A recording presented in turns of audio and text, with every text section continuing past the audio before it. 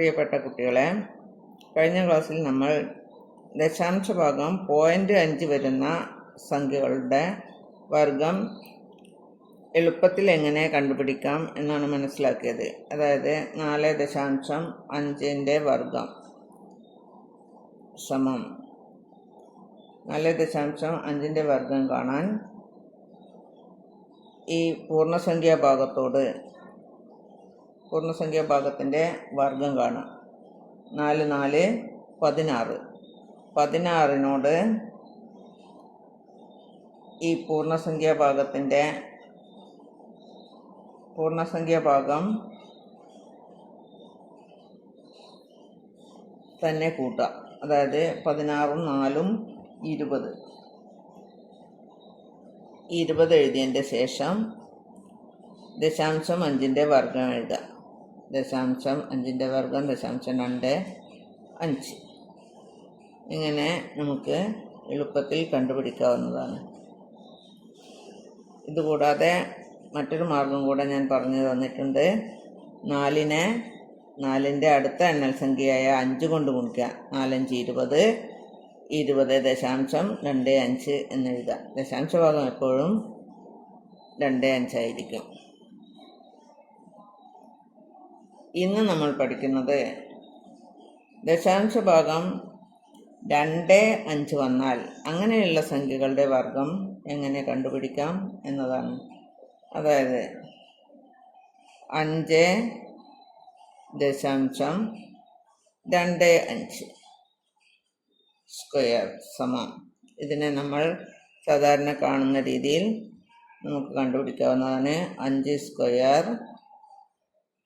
Square കൂട്ടണം 2 ഗുണിക്കണം 5 ഗുണിക്കണം 0.25 കൂട്ടണം 0.25 സ്ക്വയർ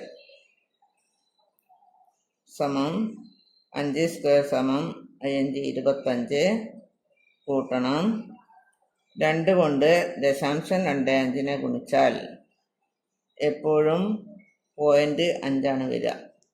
അത് ഞാനിവിടെ കാണിച്ചു തരാം. 2നെ 25 കൊണ്ട് ഗുണിച്ചാൽ നമുക്കറിയാം 50 ഉത്തരം കിട്ടുക. 50. ഇവിടെ ദശാംശത്തിന് ശേഷം 2 അക്കങ്ങളുണ്ട്. അതുകൊണ്ട് ഇടതുഭാഗത്തേക്ക് 1 2 ആ 2 അക്കം കഴിഞ്ഞിട്ട് ഇവിടെ ദശാംശം ഉണ്ട്. അപ്പോൾ 0.5. അതായത് 2നെ 0.25 കൊണ്ട് ഗുണിച്ചാൽ 0.5 ഉത്തരമെന്ന് ഓർമ്മിച്ച് വെക്കാം. ആ 0.5നെ 5 കൊണ്ട് ഗുണിക്കുമ്പോൾ 5 25. ദശാംശത്തിന് ശേഷം ഒരക്കം വരുന്ന തരത്തിലിടുക. 25 എന്ന് പറഞ്ഞാൽ 2.5 കൂട്ടണം 25 സ്ക്വയർ നമുക്കറിയാം 625. അപ്പോൾ 0.25 സ്ക്വയർ 0.25 ഗുണിക്കണം 0.25. അപ്പം ദശാംശത്തിന് ശേഷം 4 അക്കങ്ങൾ വരും. അപ്പോൾ 625ന് 3 അക്കങ്ങളേ ഉള്ളൂ. അതുകൊണ്ട് 0.0625 എന്നിടുക. ഇവിടെ 4 അക്കങ്ങൾ വരാൻ വേണ്ടിയാണ് ഇവിടെ 0 ചേർത്ത് കൊടുത്തത്. സമം 25 2 27. 0.5 ഇവിടെ കൂട്ടുക. 0.5 ദശാംശം ഈ 5 ഈ 0ൻ്റെ സ്ഥാനത്ത് വരും. 5 6 2 5 എന്ന് കിട്ടും. അടുത്ത് വേറൊന്ന് ചെയ്ത് നോക്കാം. ഇവിടെ നമ്മൾ പൂർണ്ണസംഖ്യാഭാഗം ഒറ്റ സംഖ്യയായ കണക്കാണ് ചെയ്തത്. അതായത് 5.25 സ്ക്വയർ. ഇവിടെ 5 പൂർണ്ണസംഖ്യാഭാഗം ഒറ്റ സംഖ്യയാണ്. ഇനി പൂർണ്ണസംഖ്യാഭാഗം ഇരട്ട സംഖ്യയായ ഒരു കണക്ക് ചെയ്ത് നോക്കാം. 6.25 സ്ക്വയർ. ഇതുപോലെ തന്നെയാണോ ഉത്തരം കിട്ടുക എന്ന് നോക്കാം. അതായത് ദശാംശഭാഗം 5.625 ആണോ കിട്ടുന്നത് എന്നാണ് ഞാൻ പരിശോധിക്കുന്നത്. ഇവിടെ 6 സ്ക്വയർ കൂട്ടണം 2 ഗുണിക്കണം 6 ഗുണിക്കണം 0.25 കൂട്ടണം 0.25 സ്ക്വയർ.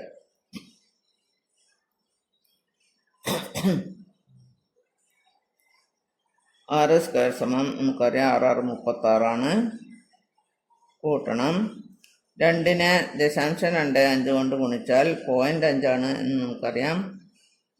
0.5നെ 6 കൊണ്ട് ഗുണിക്കുമ്പോൾ 6 30. 30ന് ഒരു സ്ഥാനം ദശാംശത്തിന് ശേഷം ഒരു സ്ഥാനം വരുന്ന തരത്തിലിടുമ്പോൾ 3.0 എന്ന് വരും. അപ്പോൾ 3.0 എന്ന് പറഞ്ഞാൽ 3 തന്നെയാണ്. 3 കൂട്ടണം 0.25 സ്ക്വയർ നമുക്കറിയാം 0.0625 ആണ്. അപ്പോൾ 36 3 39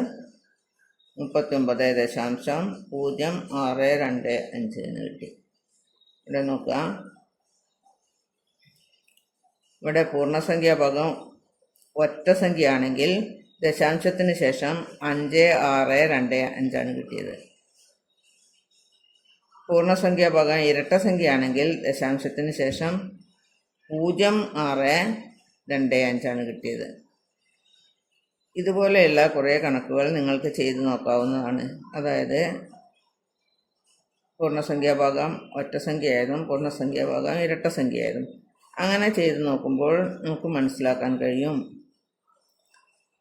പൂർണ്ണസംഖ്യാഭാഗം ഒറ്റ സംഖ്യയാണെങ്കിൽ ദശാംശത്തിന് ശേഷം 5625 എന്ന് നമുക്ക് കണ്ണടച്ചെഴുതാൻ പറ്റും.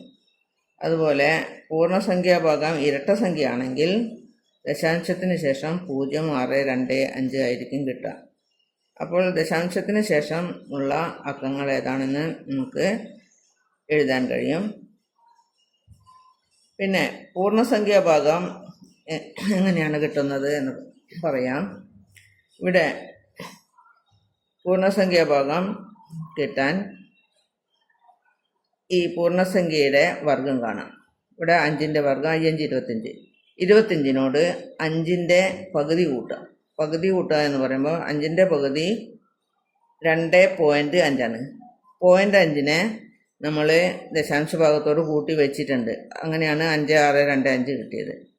അപ്പോൾ നമുക്ക് 2.5 ആണല്ലോ 5ൻ്റെ പകുതി. അപ്പോൾ 2 മാത്രം കൂട്ടുക. 25 2 27. 27 എന്ന് എഴുതിയിട്ട് നമ്മൾ ദശാംശ ഭാഗം 5625 എന്ന് എഴുതിക്കൊള്ളാം ഒറ്റ സംഖ്യ ആണെങ്കിൽ. ഇവിടെ ഇരട്ട സംഖ്യ ആണെങ്കിൽ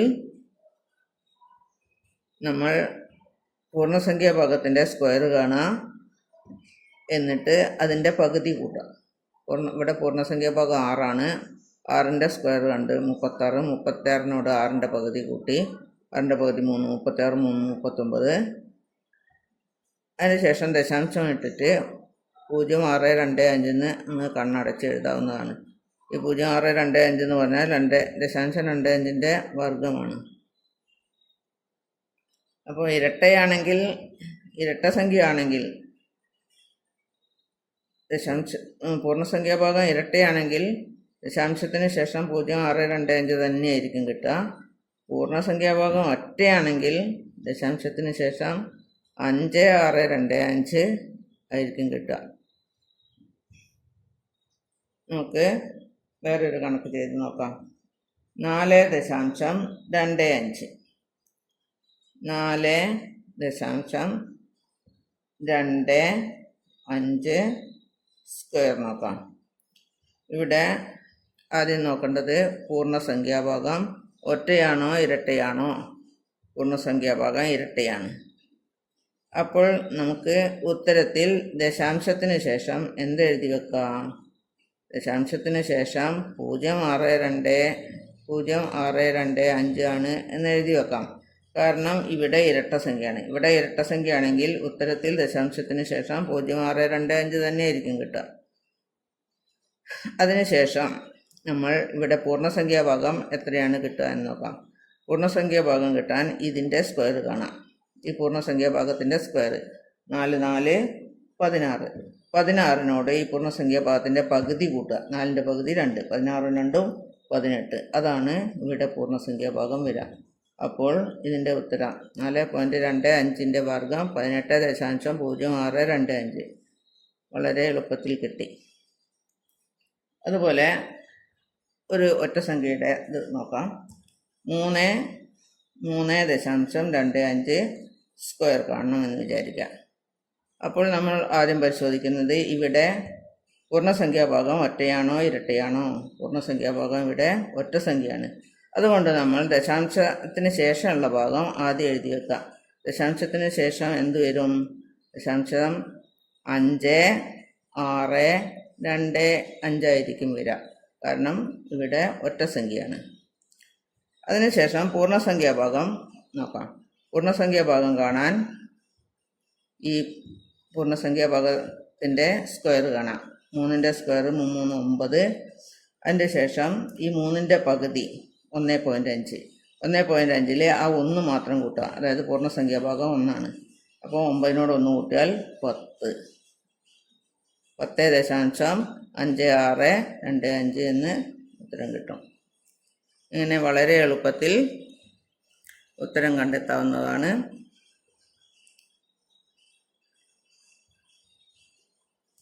വർഗ്ഗങ്ങൾ എന്ന അധ്യായം ഇതോടുകൂടി കഴിഞ്ഞു.